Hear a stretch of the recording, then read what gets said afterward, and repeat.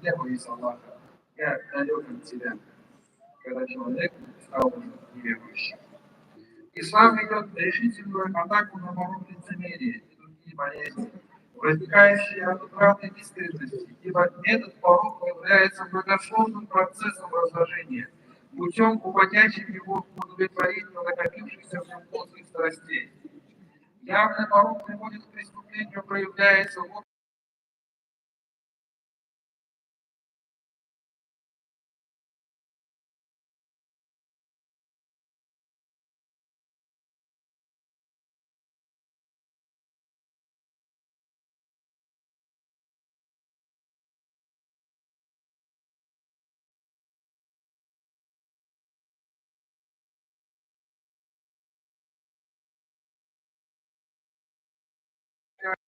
талант бедных и страданий для страны, и такое общество рано или поздно оказывается отброшенным.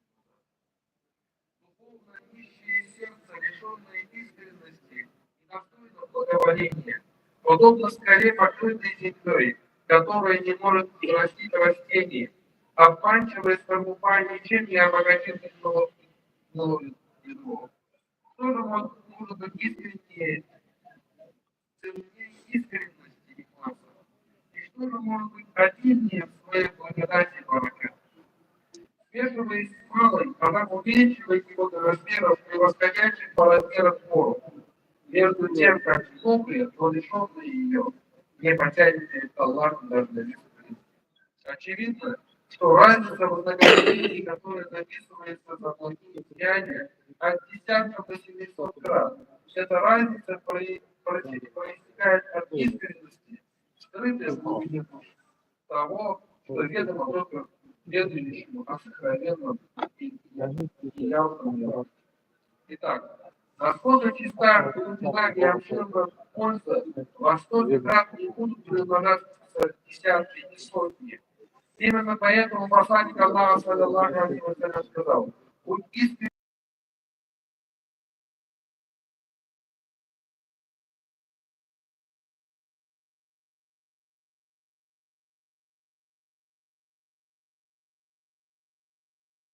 Аллах, благословен и Всевышний, обращается к своим верным искренним рабам и принимает их тела, которыми они приближаются к нему. А все, что помимо этого, все это из мирских красот и лишной надменности, и не имеет никакой ценности и заслуживает внимания. Ведь в посвящении пророка Мухаммада, саллаллаху алейхи ва саллям, сказано: воистину Аллах не смотрит на вашу плоть и обличье, однако Он смотрит на ваши сердца и деяния. Совершаемое с лицемерием в душе молитва оборачивается в преступление. Лишившись духа искренности, она стала мертвым действием, в котором нет ничего благого.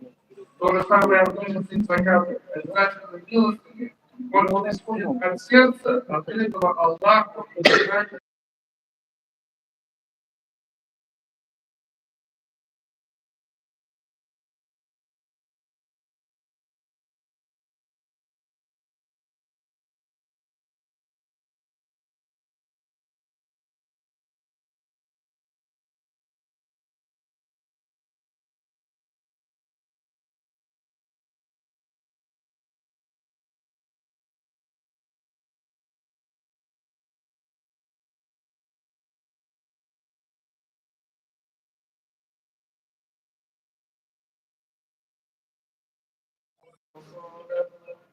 فأصابه واد تدركه صدا لا يقدرون على شيء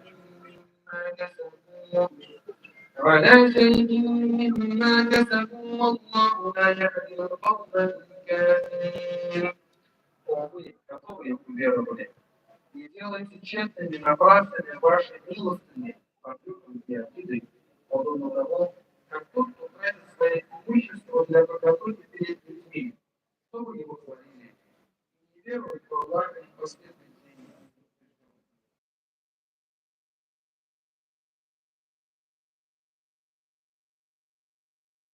Не владеют ничем из того, что приобрели. Таким же образом пропадут деяния тех, которые тратили свои средства ради показухи. Им за это не будет никакой награды. Ведь Аллах не ведет людей неверных, не помогает им. Сура Аль-Бакара, 34 аят. Когда человек находится в обществе людей, которых он чтит и которым стремится угодить, он примерно точно следит за своим поведением. Примеру говорит и действует со смотрительностью. Мусульманин, который знает из изучения своей религии о том, что он не скроется от Аллаха, и он пребывает денно и ночно под его надзором. Его благоволение перед величием Аллаха должно быть великим, а следование его законам более точным. В этом и заключается смысл наследованного выражения Аль-Асад: «Стыдись Аллаха так же, как ты стыдишься самых почитаемых в своей общине». Уважаемые братья, дни поста мы особо стараемся быть более усердными в поклонении, заботливыми и внимательными. Еще давнее и терпимее относиться к нашим братьям и сестрам. Почему помощи тем, кто попал в тяжелую жизненную ситуацию. Уверен, что каждый мусульманин проводит этот священный месяц Рамадан достойно и обратен к работе Всевышнего. Самое главное, важно не растерять тот ресурс духовности, который мы приобрели за этот священный месяц. Поэтому хочу вам напомнить, как вели себя сподвижники пророка Мухаммада, саллаллаху алейхи ва саллям. Они полгода после Рамадана печалились о том, что он завершился, а вторую половину года готовились к следующему посту месяца Рамадана. О Аллах, Он творящий добро и дающий блага. Просим Тебя твоими возвышенными именами, Я Хай, Я Кайюм, помоги нам, всем нашим родным и близким, всем, кто с тем сумел, всем мусульманам всего мира, поминать Тебя чаще, любить Тебя больше, поклоняться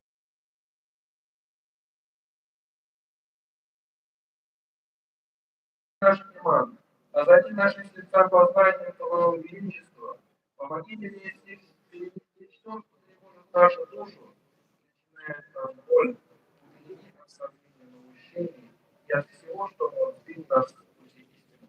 О Аллах, даруй нам нрав, которым ты был доволен, и о отвечающий на наши мольбы. Направь наши разум и сердце к истине, поклонению Тебе, распространению добра, совершению благости, ради Твоего удовольствия.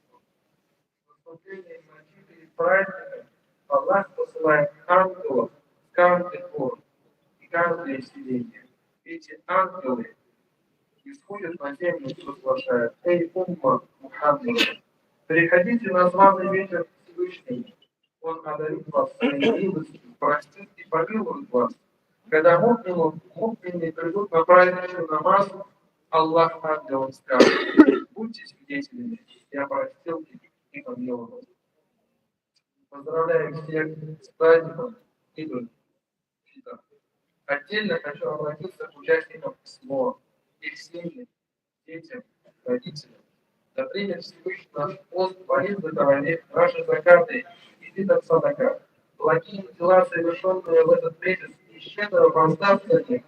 Пусть благословенный праздник Урала Байрам еще больше сплотит и объединит всю мусульманскую уму, освободит ее от смут и раздора, принесет в наши дома тепло, уют, свет веры и душевное спокойствие. Уважаемые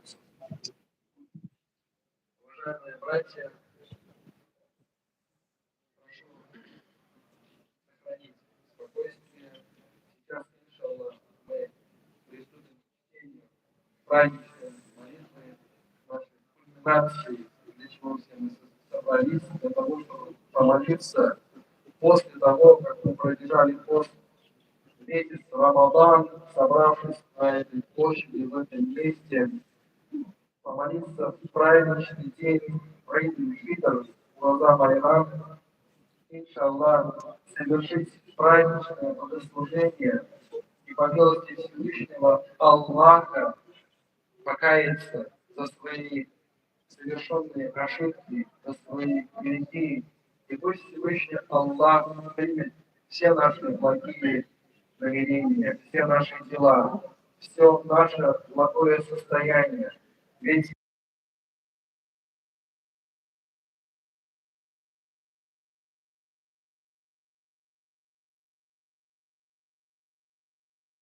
кто присутствует здесь. И считаю сейчас, что